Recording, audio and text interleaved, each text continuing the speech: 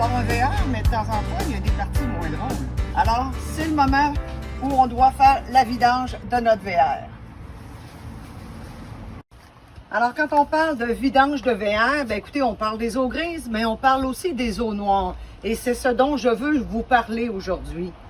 En fait, les assureurs remarquent que le nombre d'incidents reliés aux eaux noires est à la hausse dans les réclamations en assurance.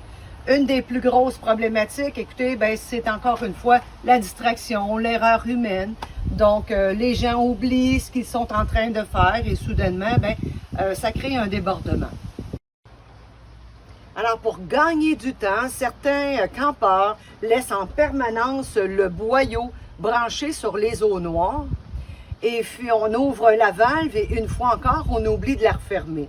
C'est là le problème.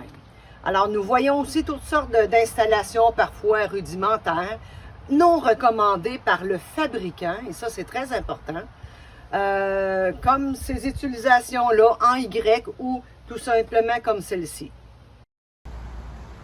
Voici quelques mésaventures qui sont arrivées justement à des campeurs qui tentaient de sauver du temps. Alors, nous avons le voisin d'un campeur qui, pour lui rendre service, ouvre le robinet pour laver sa caravane, mais se trompe de valve et ne voit pas que celle-ci, celle des eaux noires, est ouverte. Et finalement, écoutez, un dégât perte totale. Aussi, ce campeur qui quitte le camping le dimanche soir en fermant l'eau.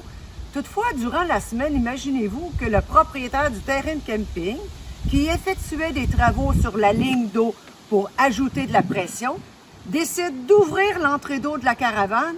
Résultat, écoutez, l'eau sortait par la porte du VR.